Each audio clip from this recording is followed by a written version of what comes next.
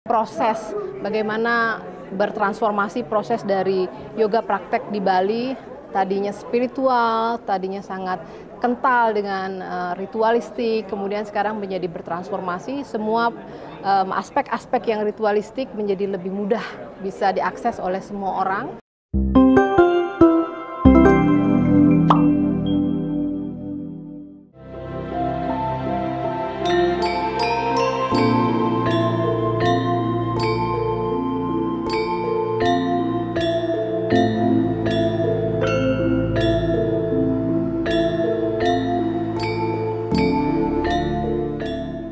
Oke, penelitian saya di dalam disertasi ini adalah tentang transformasi yoga, bagaimana spirituality and commodification terjadi di dalam era global kapitalisme di Bali.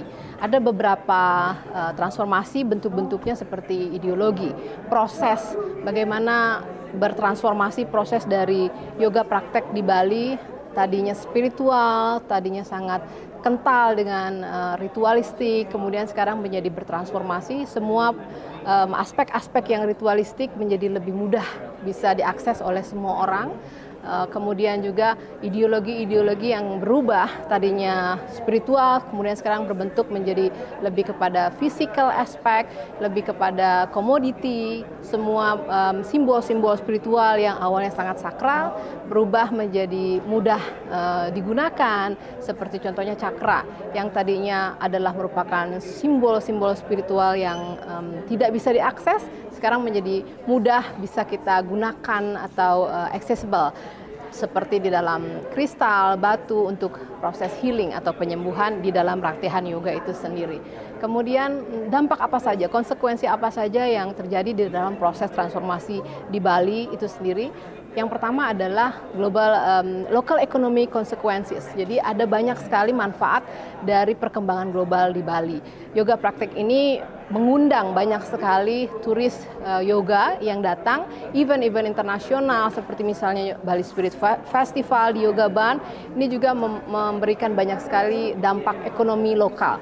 Karena kebanyakan turis yoga yang datang untuk mencari pelatihan yoga tidak menggunakan hotel-hotel berbasis internasional establishment. Jadi lebih kepada local owned by, managed by own local people, hotel-hotel homestay yang sangat membantu perkembangan ekonomi. Kemudian hal-hal lainnya seperti kebutuhan untuk opening training, jero mangkuk, kemudian juga detox program yang dimasak oleh local people, ibu-ibu yang masih bisa melakukan banten, tapi juga mensupport catering di event-event yoga spesial dan lain sebagainya. Kemudian hal lainnya adalah bagaimana perubahan transformasi ini dari awalnya sangat ritualistik, spiritualistik menjadi lebih modern, lebih accessible dan juga mudah diadaptasi. Local teacher juga beradaptasi dengan bagaimana pola Western mempromosikan yoga ini supaya lebih mudah bisa digunakan dan juga bisa dipraktikkan oleh semua orang.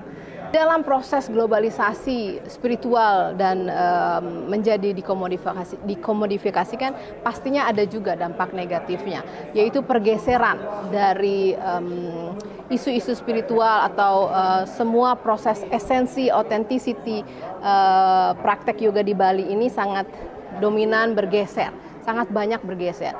Tetapi kalau kita lihat pada hasilnya di dalam penemuan penelitian saya, semua yang berubah dan bertransformasi yang tadinya dianggap sebagai satu yang negatif menjadi lebih permukaan saja, interfaces. Jadi tidak merubah esensi, authenticity dari latihan yoga, terutama local traditional Bali itu sendiri.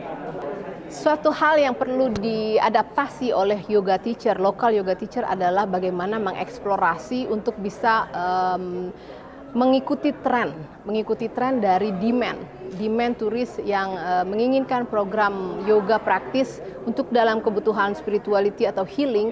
Ada banyak proses yang melingkupinya.